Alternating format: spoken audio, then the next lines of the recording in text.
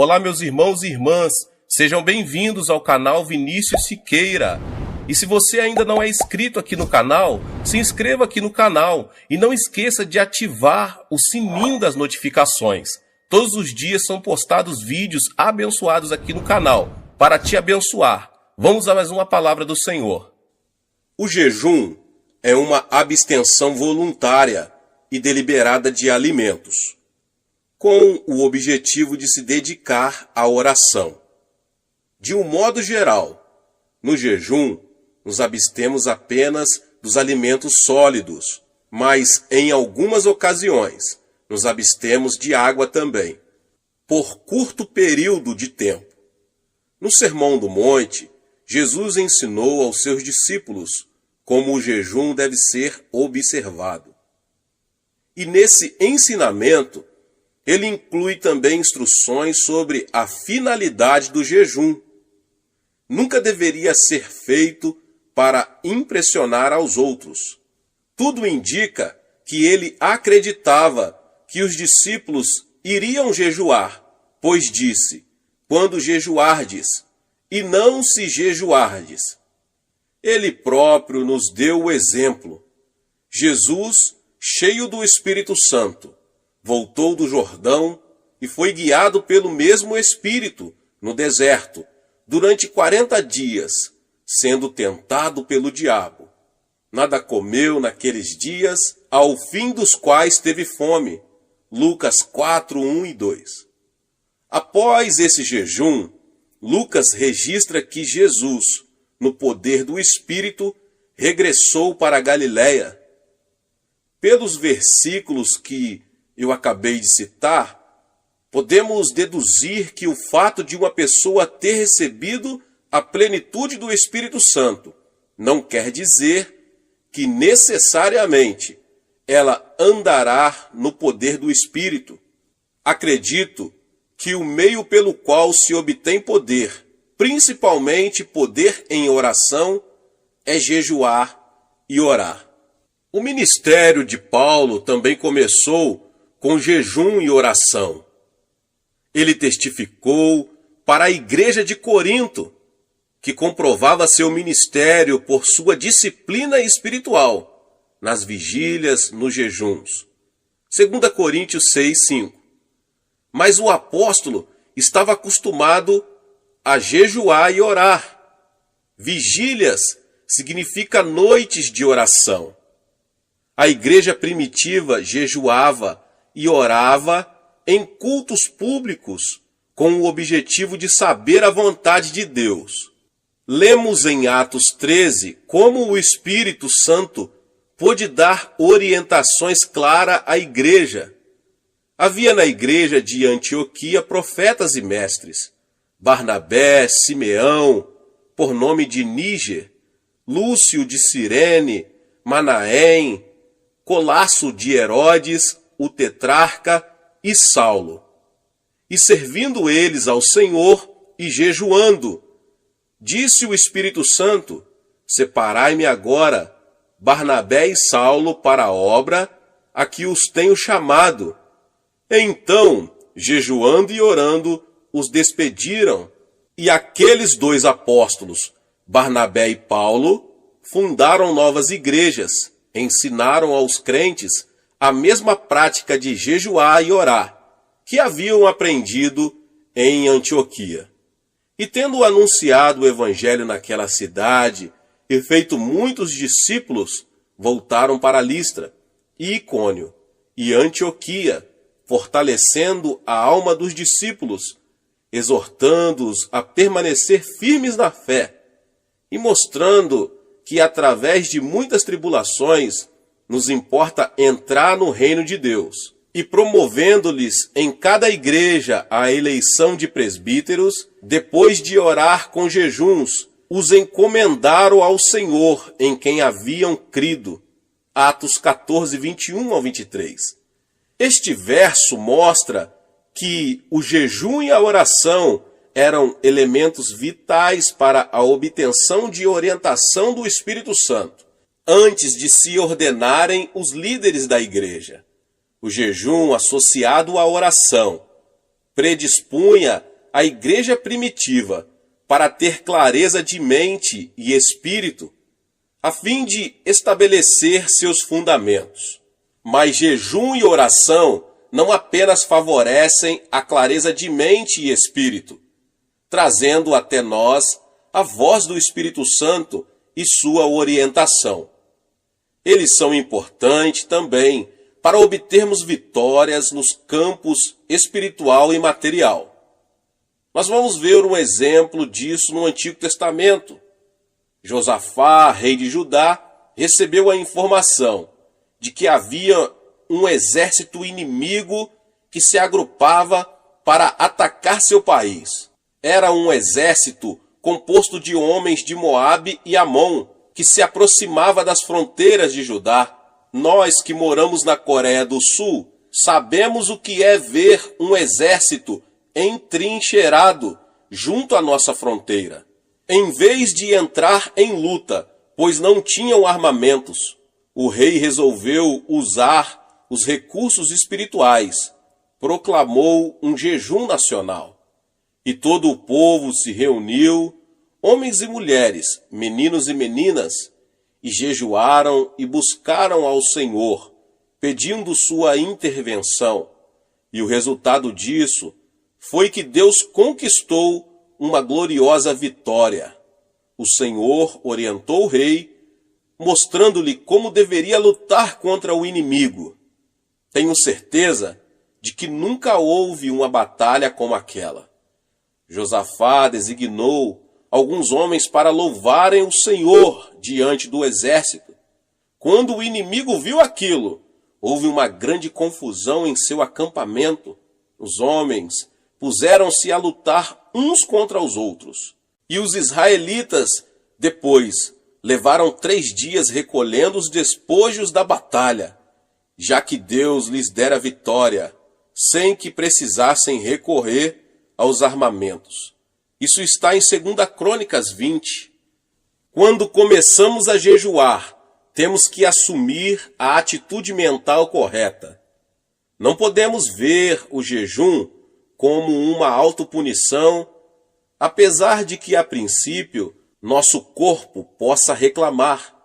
O jejum deve ser encarado como uma maravilhosa oportunidade de nos aproximarmos mais de nosso Senhor e mantermos íntima comunhão com Ele, sem a preocupação de nos alimentarmos. Devemos ver o jejum também como um meio pelo qual nossa oração se torna mais objetiva. Isso fará com que Deus nos ouça e nos abençoe. Quando encaramos o jejum dessa maneira, ele se torna mais fácil. Geralmente, oriento os crentes a começarem com um jejum de 3 dias. Depois que se acostumam a um jejum de 3 dias, eles são capazes de jejuar por um período de 7 dias. Daí, passam para jejuns de 10 dias. Alguns já chegaram a jejuar 40 dias, mas não incentivamos isso com frequência.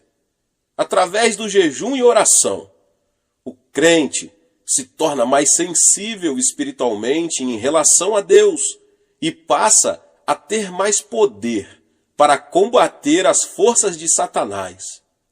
Como é que isso funciona?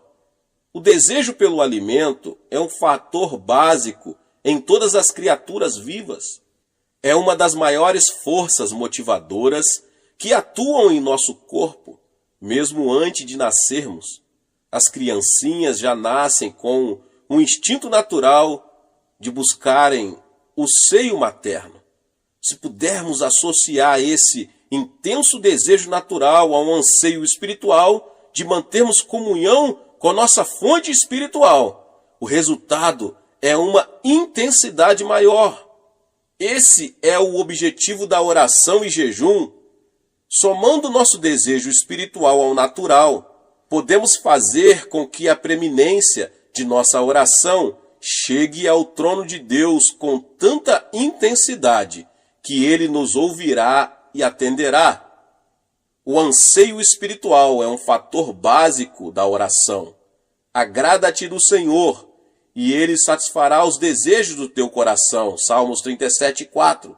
Por isso vos digo que tudo quanto em oração pedirdes, crede que recebestes, e será assim convosco. Marcos 11:24. Portanto, quanto mais forte for nosso anseio em relação a um pedido, mais eficiente será a nossa oração. Na minha experiência pessoal, não percebo nenhuma mudança significativa no organismo no primeiro dia de jejum. No segundo, porém, a fome aumenta bastante. No terceiro e quarto dias, o organismo já começa a exigir alimento. E aí começamos a sentir todos os efeitos físicos da abstinência. Após o quinto e o sexto dia, o organismo já se ajusta à nova circunstância e nos sentimos melhor. O que acontece é que o corpo passa a queimar as reservas de gordura que possui. Após o sétimo dia, a fome desaparece, embora o corpo já esteja bem mais fraco. Contudo, obtemos uma clareza de mente e uma liberdade em oração bastante incomum. Quando jejuamos, Deus vê nossa sinceridade em nos humilharmos voluntariamente e atende a ela. Na medida em que um indivíduo, cidade ou nação deliberadamente se humilham e afligem a alma, Deus libera sua misericórdia e graça. Como vemos em muitos exemplos do Antigo Testamento, Deus lutou pelo povo e Israel, sempre que este se humilhou diante dele. Satanás está sempre querendo nos atingir. Quando sucumbimos frente aos nossos desejos carnais, ele não pode vencer a barreira de proteção que é o sangue de Cristo, mas podemos dar-lhe acesso à nossa pessoa quando pecamos. Paulo diz que Satanás é o príncipe da potestade do ar, ou da atmosfera que circunda a terra. E na epístola de Judas lemos o seguinte: ora, estes da mesma sorte, quais sonhadores alucinados, não só contaminam a carne, como também rejeitam o governo e difamam autoridades superiores. Contudo, o arcanjo Miguel, quando contendia com o diabo e disputava a respeito do corpo de Moisés, não se atreveu a proferir juízo infamatório contra ele. Pelo contrário, disse: o Senhor te repreenda.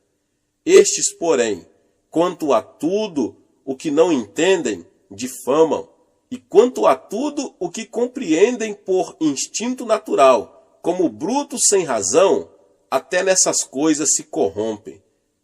Judas capítulo 1, 8 ao 10. Os versos que eu acabei de citar revelam um fato muito significativo sobre nosso adversário, o diabo. Satanás é um príncipe com um poder considerável. E Judas diz também que ele não pode ser tratado levianamente, como alguns crentes costumam fazer. Embora seu poder sobre a propriedade divina tenha sido destruído, ele ainda é um oponente muito perigoso. Jesus afirmou o seguinte: porque aí vem o príncipe do mundo, e ele nada tem em mim.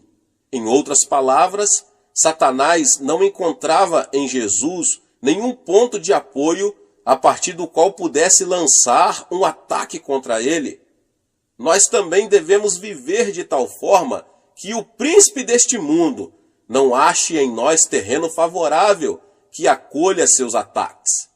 Antes da Segunda Grande Guerra, a Alemanha criou uma rede de agentes leais em diversos países. Hitler sabia que precisaria de aliados leais se quisesse obter sucesso no seu projeto de conquistar o mundo. E ele denominou esse grupo de homens e mulheres a Quinta Coluna. Precisamos cuidar para que não haja em nós nenhuma quinta coluna que se alie a Satanás. E como conseguimos isso? Pela oração e jejum.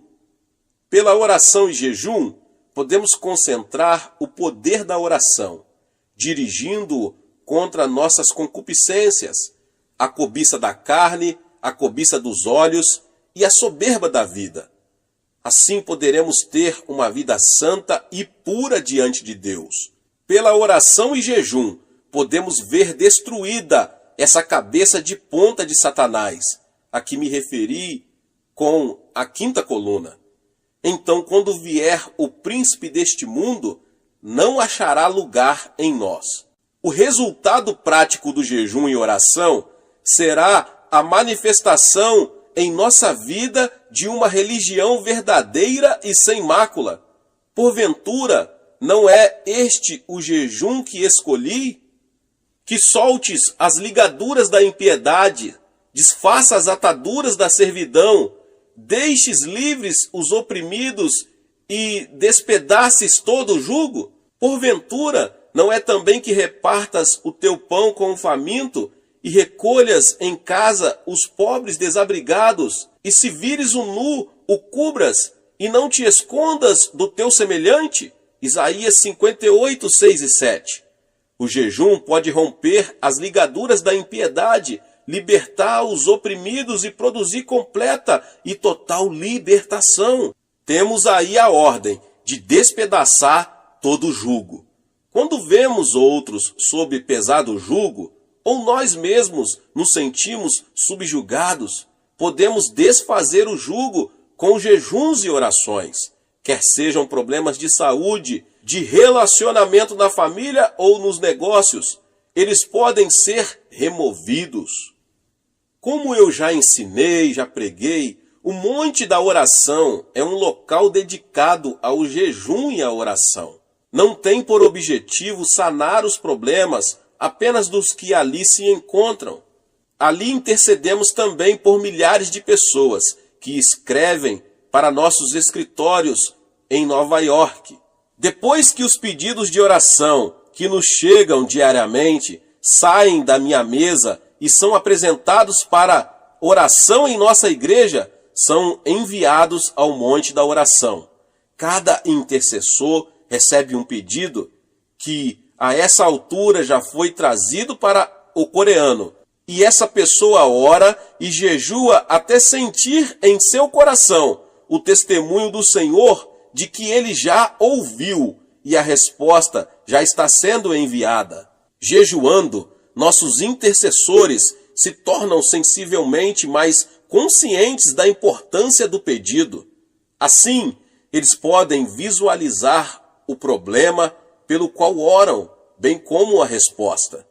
Recebemos muitos testemunhos a respeito de orações atendidas, e são tantos que eu falaria por muito tempo, por muitas horas, vários e vários testemunhos. O fato é que já aprendemos que Deus atende às petições acompanhadas de jejum.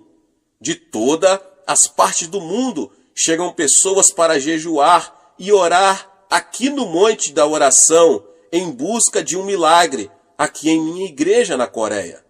Alguns anos atrás, veio aqui uma pessoa que sofrera uma paralisia infantil. Ela ouvira falar dos milagres que ali ocorreram e tomou a firme determinação de vir, sem se preocupar com as dificuldades físicas que a viagem traria para ela. Após uma viagem de 5 dias de navio, ela chegou ao porto e ali foi recebida por um dos membros de nossa igreja, que a ajudou a pegar o trem. E essa pessoa, uma jovem de 23 anos, chegou com a esperança de voltar a caminhar. Sob o ponto de vista das circunstâncias naturais, isso era impossível, meus irmãos e irmãs. Ela ficara aleijada aos 3 anos de idade. Mas com Deus todas as coisas são possíveis, glória a Deus. Assim que chegou, ela começou a edificar sua fé pela leitura da palavra de Deus, procurando ali todas as suas promessas. Como estava com a intenção de ficar aqui 3 meses, separou 2 dias da semana para jejuar. Durante o tempo que passou aqui, ficou muito impressionada com os testemunhos e cada vez que ouvia alguém dando testemunhos do poder miraculoso de Deus, sua fé aumentava. Passou-se um mês e não havia o menor sinal de cura. Suas pernas ainda estavam deformadas pela paralisia, com que já estava tão acostumada a conviver. No segundo mês, ela se sentiu renovada no espírito e na alma, mas o corpo ainda não havia sofrido nenhuma transformação. Mas durante o terceiro mês, começou a ocorrer um fato estranho. Ela começou, depois de muitos anos sem nenhuma sensação, a tê-la nas pernas. Na esperança de ver ali o milagre, ela gritou: "Ajudem-me a levantar-me! Por favor, alguém me ajude a me pôr de pé. Sinto que já estou curada." Vendo suas lágrimas e percebendo como estava emocionada, alguns membros de nossa igreja alegremente vieram segurá-la pelos braços e a colocaram de pé. Contudo, ela ainda estava sem força nas pernas para firmar, embora já tivesse o sangue circulando por suas artérias e veias. Sem revelar o menor sinal de desapontamento, ela se sentou novamente e continuou a orar. Sabia que seria necessário um milagre de criação para que suas pernas atrofiadas pudessem voltar a funcionar. Então, pacientemente, ela se pôs a esperar e continuou a jejuar e a orar. Encerraram-se os 3 meses e ela foi embora ainda numa cadeira de rodas. Mas algo acontecera em seu coração. Ela sabia que estava curada. Passaram vários meses e um dia recebi uma belíssima carta dela. Dr. Cho, escreveu ela, agora já posso caminhar. Ainda estou mancando um pouquinho, mas consigo andar. Acredito que até isso irá desaparecer em breve, afirmava ela com uma fé firme. Esse é apenas um dos muitos milagres que aconteceram no Monte da Oração. Mas isso quer dizer que todas as pessoas que orarem e jejuarem no Monte da Oração ficarão curadas? Evidentemente, a cura não é tão simples assim. Algumas pessoas são curadas imediatamente, enquanto outras levam algum tempo para isso. Mas já descobri que quando uma pessoa tem grande dificuldade para ser curada, muitas vezes está abrigando rancor no coração. Porque se perdoardes aos homens as suas ofensas, também vosso Pai Celeste vos perdoará. Se, porém, não perdoardes aos homens as suas ofensas, tampouco vosso Pai vos perdoará as vossas ofensas. Mateus 6, 14 e 15. Muitas pessoas têm sido prejudicadas por familiares, sócios ou amigos e buscam justiça, como acreditam que a justiça deve ser buscada. E se não for feita justiça dentro dessas circunstâncias, elas se tornam amarguradas e cheias de ódio.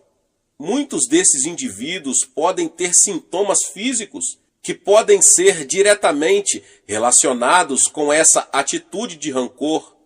Eles criam uma raiz de amargura que produz toxinas que passam ao seu organismo e assim começam a sofrer distúrbios mentais e físicos. Disse-me certa vez uma senhora a quem mencionei o que acabo de explicar. Meu marido é o culpado. Eu o detesto. Está bem, irmã, repliquei, mas é a senhora quem está sofrendo e ficando aleijada com essa artrite. Quando somos prejudicados de uma forma ou de outra, temos que perdoar. Mesmo que nosso ofensor não nos peça perdão, precisamos perdoar-lhe. Jesus é o exemplo perfeito desse fato. Quando ele estava pregado na cruz, ninguém lhe pediu perdão. Pelo contrário, eles estavam zombando dele e o atormentando, mas ele disse: Pai, perdoa-lhes. Portanto, o perdão não é um ato opcional, é um mandamento. Não é uma ação que praticamos ocasionalmente, é a maneira como vivemos diariamente. Quando perdoamos a uma pessoa que nos causou algum mal, estamos permitindo que o Espírito Santo coloque convicção de erro naquele que nos prejudicou. Nada escapa aos olhos de nosso Pai Celeste. Ele conhece todas as intenções, as motivações do coração. O Espírito Santo pode convencer de pecado, da justiça e do juízo. Bem, voltamos à história que eu acabei de dizer sobre a senhora. Aquela senhora que estava em meu gabinete era casada havia vários anos. O marido a abandonara e vivia com outra mulher. E essa irmã estava passando por sérias dificuldades, pois tivera que assumir o sustento dos filhos. Agora estava ali querendo cura para a sua paralisia. O Espírito Santo orientou-me para que lhe perguntasse: a senhora já perdoou o seu marido? Não, não posso. Eu o detesto, respondeu chorando, sem conseguir controlar as lágrimas. Mas a senhora tem de perdoar-lhe, continuei. Assim seu coração ficará livre dessa amargura que está impedindo que seja curada, e liberará o Espírito Santo para que opere na vida dele. Instantes depois, ela resolveu perdoar-lhe e voltar ao monte da oração para jejuar e orar. No domingo seguinte, após um de nossos cultos, ouvi alguém bater à minha porta. Convidei a pessoa para entrar e vi um homem de aparência muito séria, acompanhado de uma senhora. Pastor, disse ela, este é meu marido, por quem temos estado orando. A mulher mal conseguia conter as lágrimas ao virar-se para ele e dizer: conte ao pastor o que aconteceu. Pastor Chu, disse ele, será que Deus poderá perdoar-me? Sou um grande pecador. Em seguida, ele narrou o que se passara. Há uma semana comecei a ter uma profunda sensação de culpa quando estava em casa com outra mulher. Não conseguia suportar a pressão interior que sentia.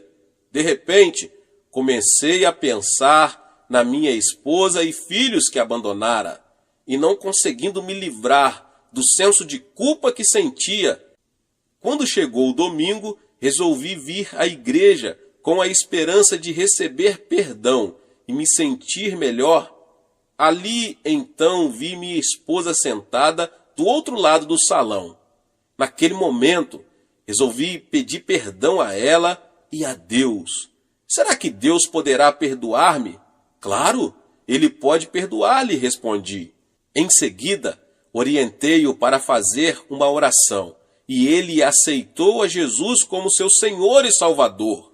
Que alegria maravilhosa ver aqueles dois novamente unidos em Cristo Jesus. Aquela mulher continuou a jejuar e a orar, e mais tarde pôde sair de sua cadeira de rodas completamente curada. Mas ela já fora curada interiormente por causa do perdão, antes mesmo de ser curada fisicamente pela cura divina. Não quero dizer com isso que todas as pessoas que estão aleijadas ou com algum empecilho estão sofrendo devido a problemas de rancor. Contudo, muitas poderiam ser curadas se apenas se dispusessem a aprender a perdoar. Se você que ouve essa palavra e tem dificuldade em perdoar alguém, não deixe que seu orgulho tome conta da situação e impeça que você obedeça a palavra de Deus. Tome logo a decisão de caminhar a segunda milha e abandone sua atitude de autoafirmação, perdoando aquela pessoa. Aí então experimentará uma grande libertação e ficará livre das sensações de hostilidade para com o outro e se sentirá muito melhor. Deus resiste aos soberbos, mas concede graça aos humildes. Portanto, se percebe que não está gozando da graça de Deus com abundância em sua vida, pode ser que esteja se firmando mais em seu orgulho do que na graça do Senhor. O que você ganharia com isso? Apenas amargura, ressentimento e talvez enfermidade. A palavra de Deus diz em Tiago 5, 15, 16: e a oração da fé salvará o enfermo, e o Senhor o levantará. E se houver cometido pecados, ser-lhe-ão perdoados. Confessai, pois, os vossos pecados uns aos outros, e orai uns pelos outros, para serdes curados. Hoje em dia, os psicólogos, médicos e psiquiatras afirmam que a atitude mental de seus pacientes tem um peso muito grande na cura deles. Essa é a hora em que a igreja, o corpo de Jesus Cristo, deve ser curada. A atitude de Deus está explícita na terceira carta de João. Amado, acima de tudo faço votos por sua prosperidade e saúde, assim como é próspera a sua alma. O segredo para obter prosperidade espiritual e material está relacionado com a prosperidade da alma, obtida pelo perdão. Assim vemos que o jejum e a oração, somados a um espírito de perdão, resultarão em melhores condições de saúde para a igreja. Desse modo, esse veículo que Deus escolheu para trazer o avivamento ao mundo se tornará um instrumento útil e saudável nas mãos do Espírito Santo. Neste final do século XX, nós nos encontramos diante de um grande desafio e também de uma grande oportunidade. O de que precisamos é pessoas mais consagradas, mais dispostas a perdoar, sacrificar-se, a obedecer a Deus e a comprometer-se profundamente com Deus. Já me coloquei à disposição do Espírito Santo para fazer o que estiver ao meu alcance, no sentido de ser um instrumento para vermos um avivamento e o crescimento da igreja na terra. Você quer se colocar ao meu lado e assumir essa posição em Cristo Jesus? Glória a Deus! Aleluia! Você será tremendamente abençoado, e todos os que tiverem ao seu redor, sua cidade, sua igreja, sua família, serão também tremendamente abençoados pela sua decisão de buscar o Senhor. Aleluia. Deus abençoe a sua vida. Glória a Deus. Se você chegou aqui pela primeira vez e ainda não é inscrito no canal, se inscreva no canal, ative o sininho das notificações para você não perder todos os vídeos que são postados aqui no canal. Deixe também o seu like e não esqueça de compartilhar com mais pessoas esta palavra. Nos vemos nos próximos vídeos. Amém. Tornar-se cristão é algo mais que unir-se a uma igreja cristã. É muito mais do que simplesmente frequentar a igreja e receber o batismo em água. Ensina-nos a Bíblia que tornar-se cristão significa somente receber a vida eterna. Muitas pessoas têm um conceito errado a respeito do significado da vida eterna. Imaginam que vida eterna significa que vão viver por toda a eternidade no céu. Na verdade, a alma não morre, pelo que até o pecador viverá por toda a eternidade no inferno. Portanto, veja bem, aceitar a Jesus Cristo não significa apenas viver na eternidade. A palavra grega para a vida eterna é zoeaionion, que significa o tipo de vida de Deus. Você e eu temos a vida humana, que foi amaldiçoada por Deus com a pena de morte. Mas quando fomos a Cristo, nossos pecados foram perdoados, fomos purificados e o Espírito Santo veio morar em nós, trazendo às nossas almas a vida de Deus. Jesus Cristo é a vida de Deus. Quando ele vem à sua alma, você passa a ter a vida eterna, a vida de Deus. Muitos pensam que os verdadeiros cristãos não são diferentes dos pecadores, mas há uma tremenda diferença. Os crentes são tão diferentes dos incrédulos, como o céu é diferente da terra, porque os verdadeiros cristãos têm a vida de Deus em seu coração. Se você tiver a vida de Deus em você, irá para o céu. e viverá ao lado de Deus, pois a vida de Deus estará vivendo em você a partir de agora mesmo, a partir do momento em que você aceitar a seu Filho como seu Salvador.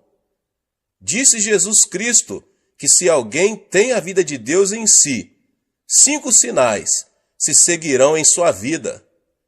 Antes de subir aos céus, deixando a terra, o Senhor fez uma tremenda promessa aos seus seguidores. E estes sinais hão de seguir os que creem. Em meu nome expulsarão demônios, falarão novas línguas, pegarão em serpentes, e quando beberem alguma coisa mortífera, não lhes fará dano algum. Imporão as mãos sobre os enfermos e os curarão. Depois de o Senhor lhes ter falado, foi recebido no céu e assentou-se à destra de Deus. Então os discípulos partiram e pregaram por toda parte, cooperando com eles o Senhor e confirmando a sua palavra por meio de sinais que a acompanhavam. Disse também Jesus que os céus e a terra haviam de passar, mas suas palavras permaneceriam. A palavra de Cristo deve permanecer, e ele a confirma com sinais que a acompanham. Leio na Bíblia que Jesus Cristo é o mesmo ontem, hoje e eternamente. Seu ministério nunca mudou. Ele está conosco hoje e devemos ver estes 5 sinais acompanhando o nosso ministério. Somente a incredulidade dos cristãos os impedem de fazer esses sinais. Mas se cremos, todos esses sinais nos acompanharão. O primeiro sinal é que expulsaremos os demônios pelo nome de Jesus. Em nossos dias, as pessoas nos perguntam: onde estão os demônios? Diz-nos a Bíblia que no começo de nossa história, o diabo se aproximou-se de Adão e Eva e os enganou. Enquanto Jesus esteve neste mundo, foi tentado por Satanás. Depois de jejuar durante 40 dias e 40 noites, quando ele se dirigiu à sinagoga para pregar, e por onde quer que ele fosse, Satanás o desafiava. E por onde quer que Cristo fosse, ele expulsava demônios. Em certa ocasião, ele disse a Pedro: "Para trás de mim, Satanás." Mais tarde, o diabo haveria de entrar no coração de Judas Iscariotes e nele plantar a ideia de trair a Cristo. As pessoas de mentalidade mundana não entendem as coisas espirituais, mas quando somos iluminados pela vida de Jesus, ficamos sabendo que existe um inimigo chamado diabo. Nesses últimos dias, a obra do diabo está aumentando, mas Cristo nos concedeu esta promessa, segundo a qual podemos expulsar demônios em seu nome. Diz a Bíblia que Cristo é a verdade e que sua palavra é a verdade. Os ímpios dizem que o diabo não existe, mas Cristo nos diz que existe um diabo e seus demônios para serem expulsos. As pessoas ímpias dizem que existe apenas a natureza humana, mas Jesus nos diz que o diabo causa a concupiscência da carne, a concupiscência dos olhos e a soberba da vida. Nós, crentes, devemos desafiar os poderes de Satanás. Eu estava pregando em minha igreja certo dia e estava no auditório a esposa de um famoso médico. Ela estava paralisada de um lado e arrastava uma perna ao caminhar. Depois de ouvir o evangelho, ela passou a frequentar a igreja com regularidade. Em certa manhã, ouvi o som de uma gargalhada estranha que vinha da igreja. Senti um calafrio percorrer minha espinha. Quando me dirigi ao local, vi aquela mulher rindo e zombando. Tão logo me dirigi a ela e coloquei minha mão em sua cabeça. Ela se pôs a amaldiçoar-me. Fiquei chocado, porque essa senhora era de educação refinada, formada em farmacologia, educada numa universidade de Tóquio. Eu não podia crer que ela estava proferindo aquelas palavras tão vis. Quando comecei a orar por ela, uma voz estranha começou a sair de sua boca. A voz me dizia que eles não iam sair dela. Então eu perguntei: quem é você? Os demônios começaram a falar. Temos vivido nela há mais de 10 anos. Muitas pessoas têm tentado expulsar-nos, mas não sairemos. E você não vai conseguir expulsar-nos.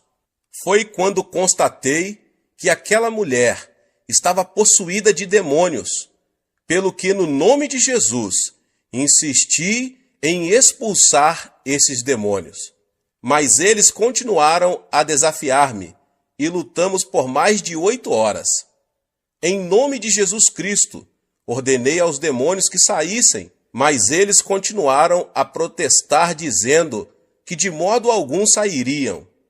Eu não havia tomado o de jejum pela manhã, nem havia almoçado, de modo que às 17 horas eu estava tão cansado que quase não conseguia falar, mas prossegui clamando: diabo, vá embora, em nome de Jesus Cristo. A mulher também estava cansada, mas o diabo continuava dizendo: não, eu não vou sair. De minha parte, eu só não estava cansado, mas com muito medo, porque o marido dela era um famoso médico que trabalhava no Hospital da Cruz Vermelha em Seul. Não era cristão, e se me visse naquela situação, ele me processaria judicialmente. Em meu desespero, pus-me a clamar pelo nome de Jesus Cristo com maior fervor. O poder do Espírito Santo desceu sobre mim, e logo eu me vi cheio do Espírito, e me senti tão leve, como se eu estivesse esticado, bem na ponta dos dedos do pé. E novamente, com uma tremenda unção, ordenei ao diabo que saísse. De súbito, a mulher teve como uma convulsão e pôs-se a gritar. A seguir, desmaiou e ficou como morta. As pessoas ao meu redor começaram a dizer que ela estava morta. Mas quando eu a tomei pela mão e a levantei em nome de Jesus Cristo, ela se pôs de pé completamente curada de sua paralisia. Ela começou a pular e a louvar a Deus, e estando ocupada em demonstrar seu regozijo, o marido chegou. Ao ver a esposa curada, o homem se ajoelhou ali mesmo e entregou seu coração ao Senhor Jesus. Eu estive também dirigindo outra vez uma série de reuniões evangelísticas na Inglaterra. As reuniões eram feitas num teatro. As pessoas estavam endurecidas. Eu lhes pedia que gritassem aleluia, mas ninguém me atendia. Só faziam sentar-se e ficar olhando para mim, com cara de quem não estava gostando do meu sermão. De minha parte, continuei a pregar a palavra de Deus. No final do culto, quando pedi às pessoas doentes que viessem à frente para a oração, só uma garota veio. Era magérrima e sentia dores terríveis no estômago. Tão logo, ela chegou na frente, começou a chorar. Disse ela: pastor, não posso comer nada.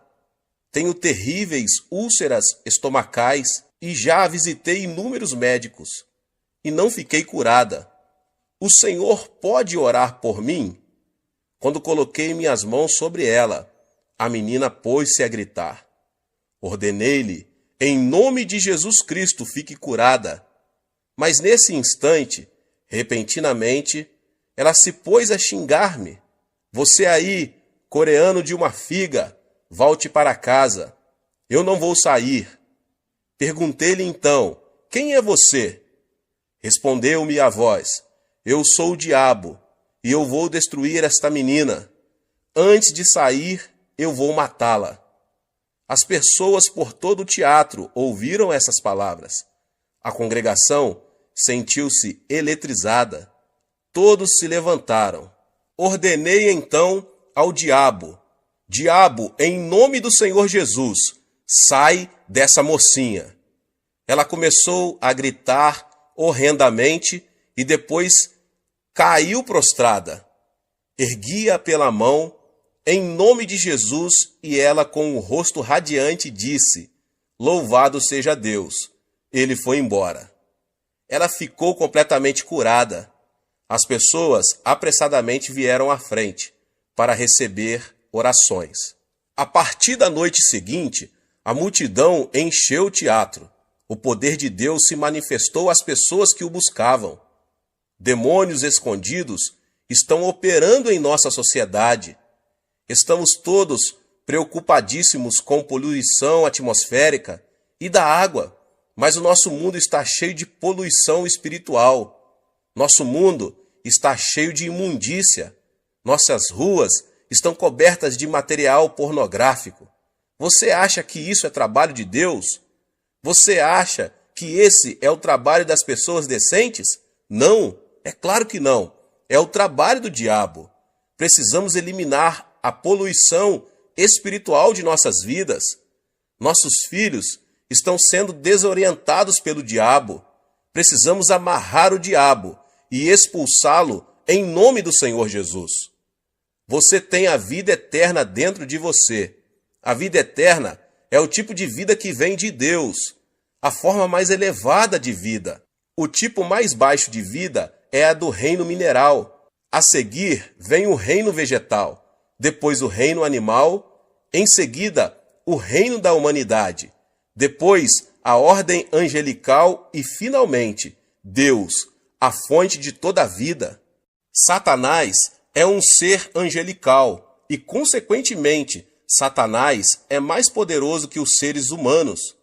É por isso que Satanás controla a humanidade. Entretanto, quando aceitamos a Jesus Cristo, a vida de Deus entra em nós e nós nos tornamos superiores aos seres angelicais. É por isso que podemos expulsar demônios. Temos a vida de Deus em nós, o que torna nossa vida mais poderosa do que a vida de Satanás. A lei da natureza diz que quando o maior chuta o menor, este deve fugir imediatamente. Se você é cristão, mora em você a forma de vida superior. A nova vida em você é superior à vida de Satanás. Portanto, quando você ordena a Satanás que saia em nome de Jesus Cristo, ele não tem outra alternativa senão obedecer e sair. Você não é mais um ser fraco. Você não é mais um desamparado, pois recebeu o maior poder, o de Deus.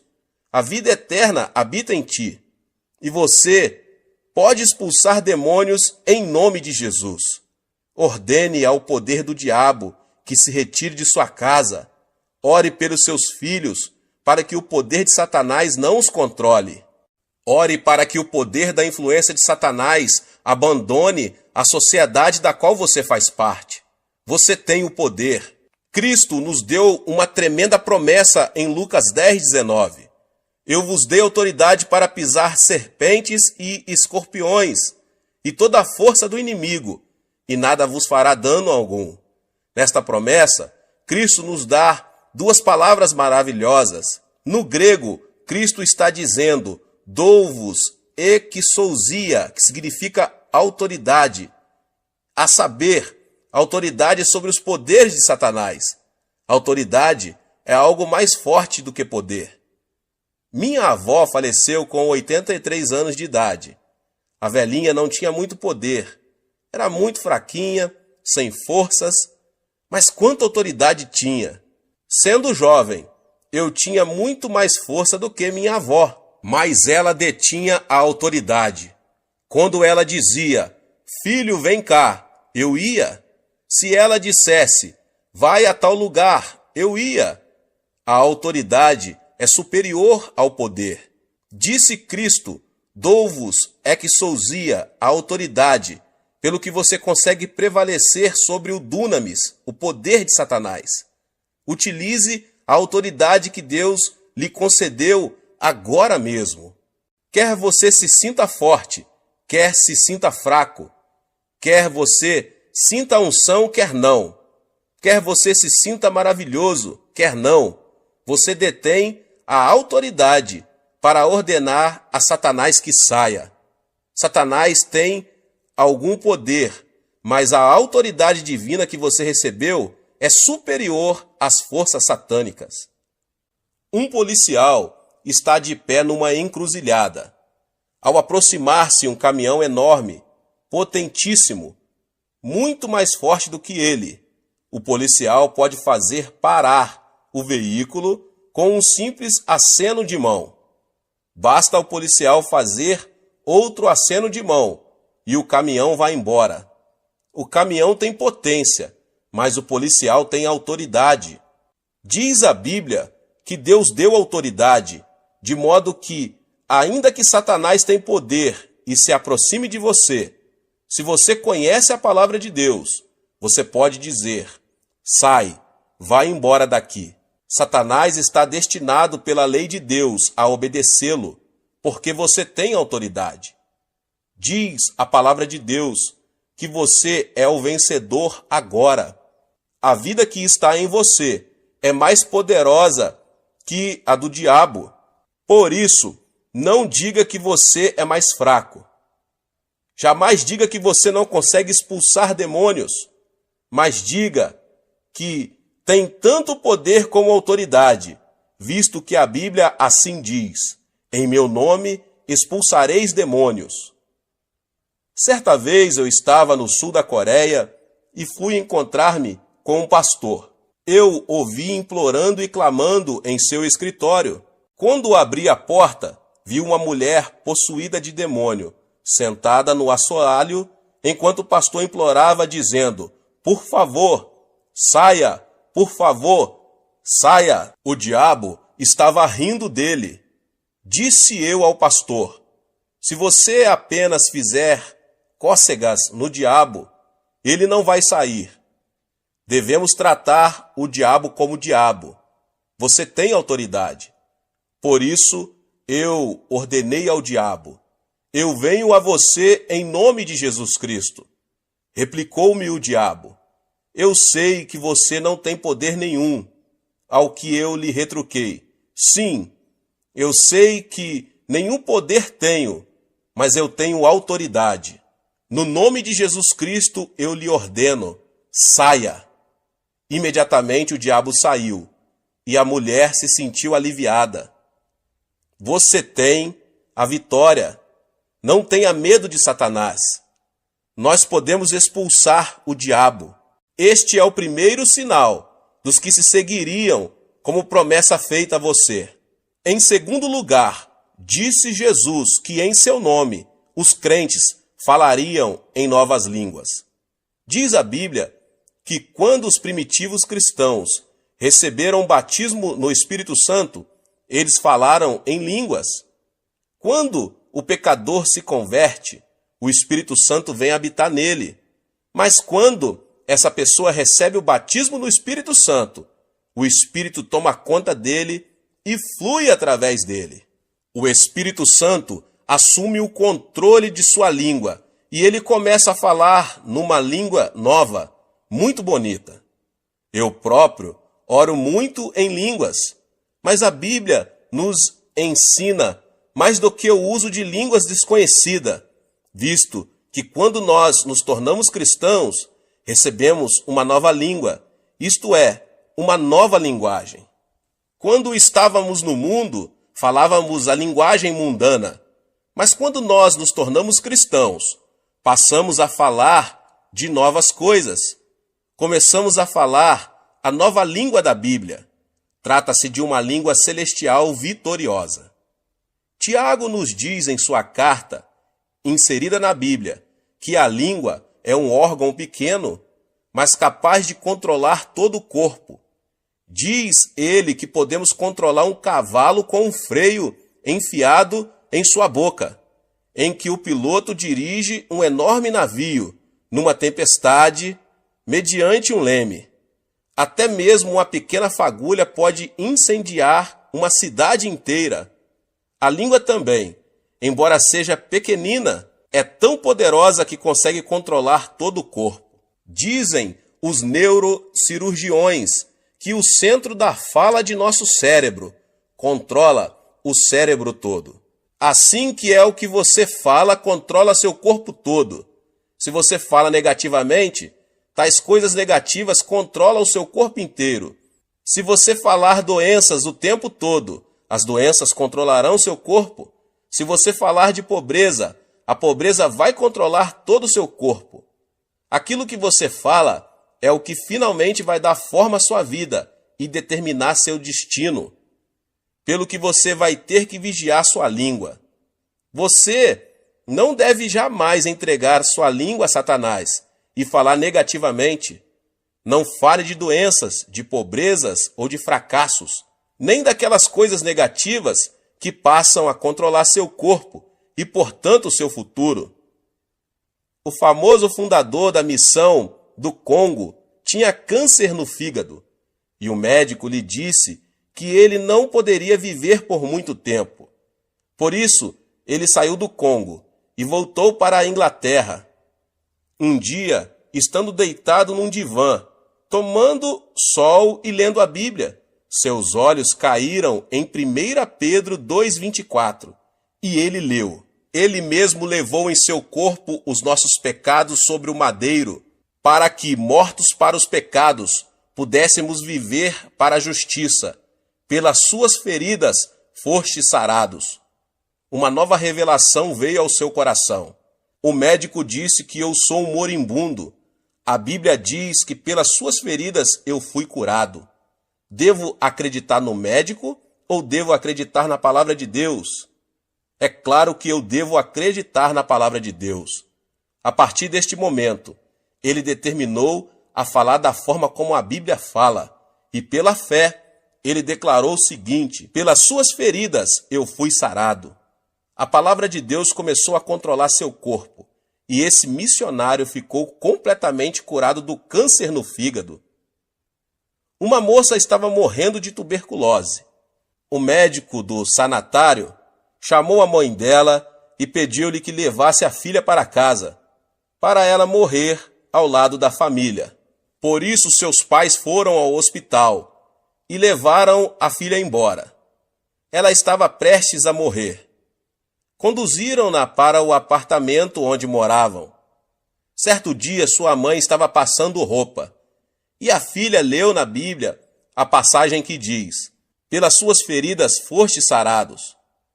Ela gritou: mãe, vem cá, olhe esta passagem. Diz que pelas feridas de Cristo eu fui sarada. Se eu fui sarada, por que devo ficar deitada aqui? Traga minhas roupas e meus sapatos. Sua mãe replicou: oh, não, você não deve levantar-se, porque o médico nos advertiu muito bem que você deve ficar deitada. Replicou a jovem: mãe, será que Deus disse uma mentira?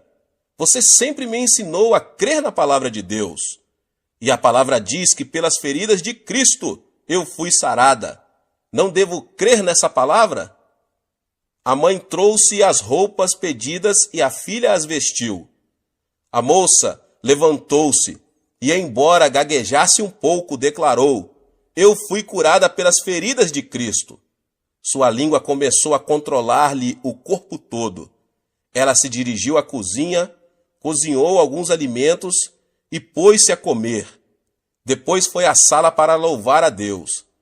À medida que confessava que estava curada pelas feridas de Cristo, foi ficando cada vez mais forte, de modo que, dentro de uma semana, sentia-se muito bem. Ela foi ao hospital e, depois de passar por um exame médico completo, foi declarada curada. A palavra de Deus deve permanecer para sempre. O que você falar, vai obter. A Bíblia nos manda falar à montanha e ordenar-lhe que seja lançado ao mar, e isso acontecerá. A Bíblia contém 32.500 promessas. Pronuncie as promessas de Deus e você vai obter o que a palavra de Deus promete a você. Muitas pessoas estão pronunciando as palavras erradas, estão continuamente falando de modo negativo, falam de seus fracassos, falam de suas fraquezas, falam de sua infelicidade. Depois se queixam e ficam imaginando as razões por que são um fracasso e por que não há paz em suas casas. Ficam imaginando por que há tantas fraquezas em seu corpo. A razão é que controlam seu corpo com a conversa errada. Fale uma língua nova, fale a língua da Bíblia. Fale de redenção, de vida eterna. Fale que você foi sarado pelas feridas do Senhor Jesus Cristo. Diga que Deus é sua força e você verá boas coisas acontecerem a você. Sim, aprenda a falar uma nova língua. Aos 18 anos de idade, eu estava morrendo de tuberculose.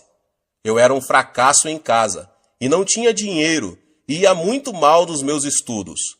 Não havia esperança para mim neste mundo. Foi quando eu me tornei cristão e resolvi que falaria a linguagem da Bíblia. Falei de cura, confessei o sucesso e pronunciei palavras de abundância. Não permiti que minha língua falasse coisas negativas. Neste momento estou pastoreando uma congregação de 600 mil membros e Deus nos deu capacidade de construir uma igreja que custa cerca de 5 milhões de dólares. Também estamos enviando missionários pelo mundo todo. Quando mudei minha maneira de falar, minhas circunstâncias mudaram também. Um dia li um jornal médico coreano, um artigo muito interessante, escrito pelo diretor-geral da Associação Médica. Disse ele que muitos coreanos estavam morrendo do que ele denominava morte habitual. Disse que muitas pessoas acham que vão morrer com 50 e poucos anos, porque seus pais haviam morrido nessa idade. Por isso, ao entrar nos 50 e poucos anos, já começaram a ter tonturas e pensam que vão morrer logo. E muitas pessoas morreram nessa faixa de idade, ainda que não haja causa médica para a morte. Disse o médico que a pessoa não deve antecipar a mesma experiência de seu pai, porque esse raciocínio tem produzido muitas mortes prematuras. Eis aí, até um médico incrédulo confessa que a língua controla nosso futuro. Você pode ser vitorioso, você pode ser curado. Sim, você pode viver uma vida feliz. Comece agora mesmo a falar a palavra de Deus e mantenha o tipo correto de conversa. Ponha as palavras certas em sua boca. Fale uma nova língua. Em terceiro lugar, a Bíblia diz que os crentes pegarão em serpentes. Isso não significa que devemos andar por aí pegando em cobras. Só um louco faria isso.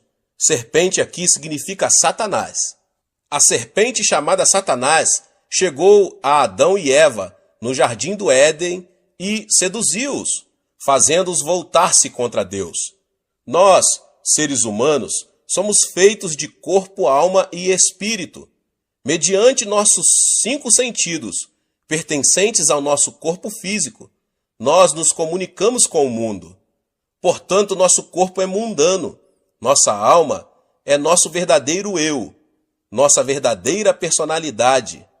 Mediante o conhecimento e as emoções, nossa alma pode tomar decisões e exercer sua vontade.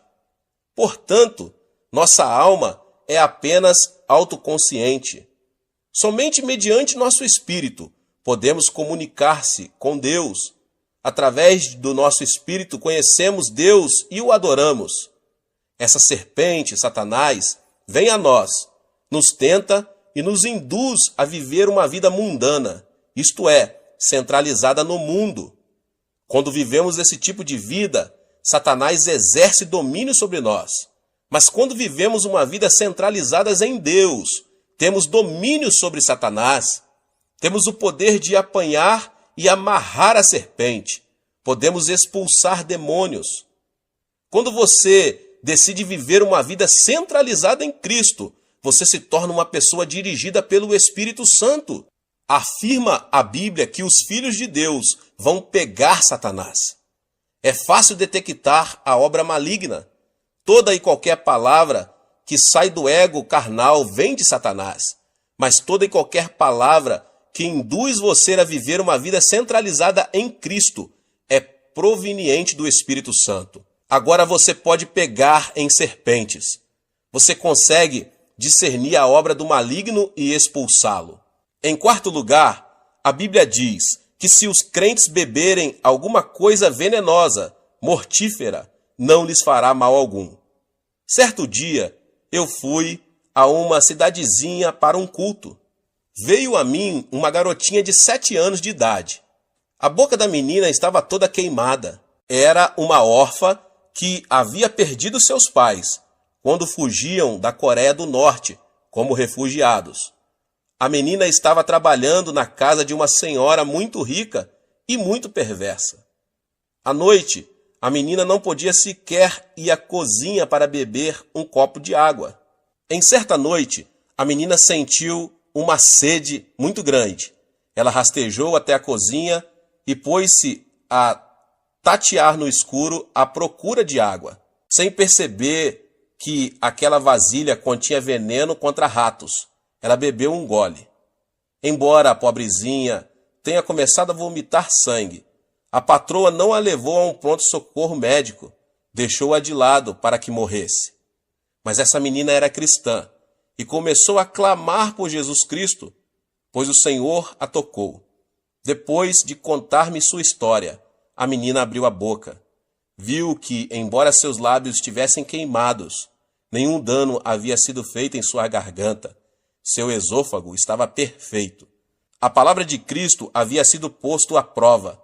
A menina havia bebido do veneno violento e não tinha sido prejudicada. Hoje bebemos veneno de todo tipo. O ar é poluído, a água é poluída. Pior do que isso, sofremos de poluição espiritual. Quando ouvimos rádio ou vemos TV, esse veneno penetra em nossa mente. Mais pessoas sentem-se deprimidas hoje do que em toda a história humana. Durante a Segunda Guerra Mundial, apenas 300 mil americanos morreram na frente de combate, mas muito mais de 1 milhão de pessoas morreram na nação americana por causa do veneno trazido pelos ataques do coração e preocupações. Mais pessoas morreram hoje, no mundo inteiro, por causa do medo e das preocupações do que por outras coisas. Diz a Bíblia que no nome de Jesus Cristo nós podemos livrar-nos deste poder venenoso. Quando você se ajoelha e ora em nome de Jesus Cristo, o espírito de medo o abandona. Você se livra desse veneno espiritual e passa a ter paz e alegria pelo nome de Jesus. Às vezes, quando chego em casa depois de um dia duro no escritório da igreja, sinto-me muito estranho. Minha esposa parece irritada, meus filhos parecem agitados demais e eu fico aborrecido. Parece-me que estou disposto a ter uma briga com minha mulher e que meu lar todo está envenenado. Quando eu era um cristão inexperiente, minha esposa e eu costumávamos ter discussões monumentais que duravam dias. Agora eu sei que existe um meio melhor.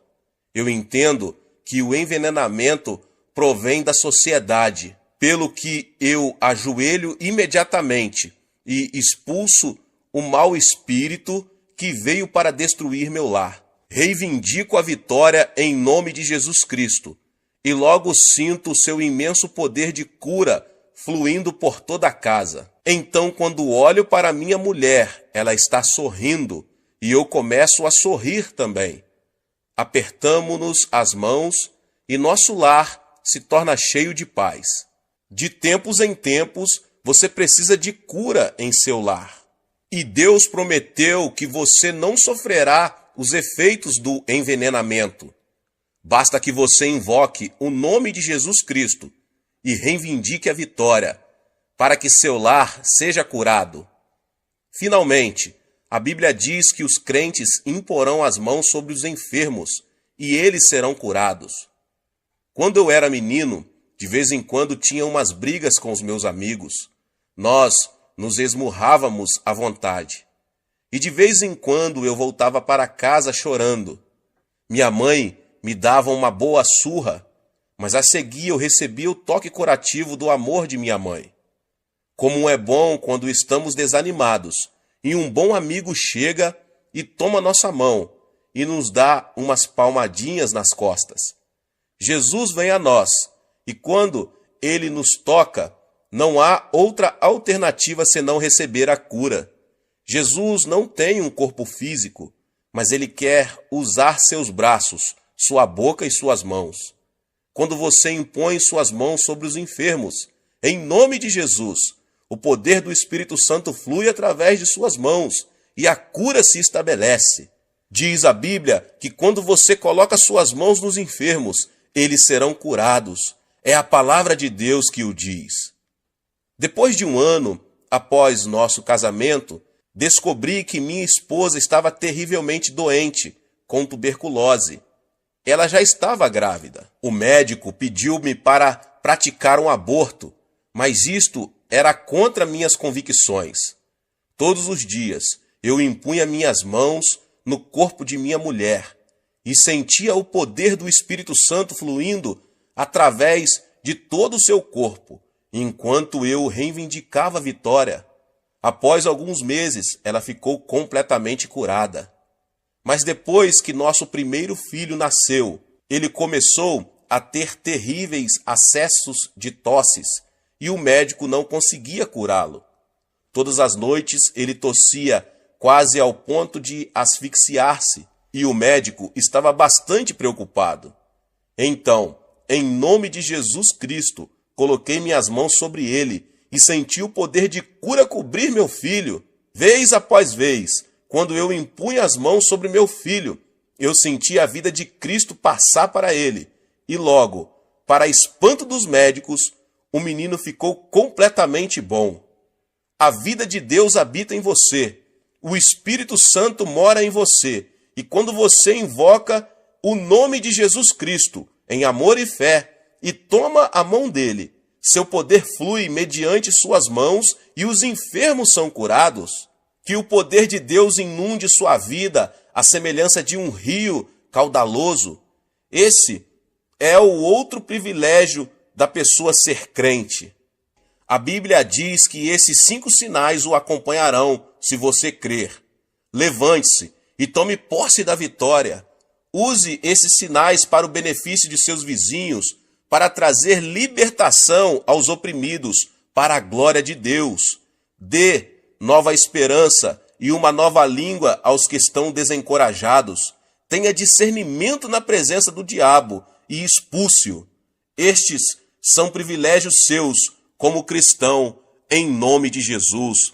Deus abençoe a vida de cada um que ouviu essa palavra do pastor David Poyong Cho. Se você não é inscrito no canal, se inscreva no canal e ative o sininho das notificações, para você não perder os vídeos que são postados aqui no canal todos os dias. Palavras de Deus para abençoar você, a sua vida, sua família. Compartilhe também com seus amigos nas suas redes sociais essa palavra, em nome de Jesus. Nos vemos nos próximos vídeos. Amém.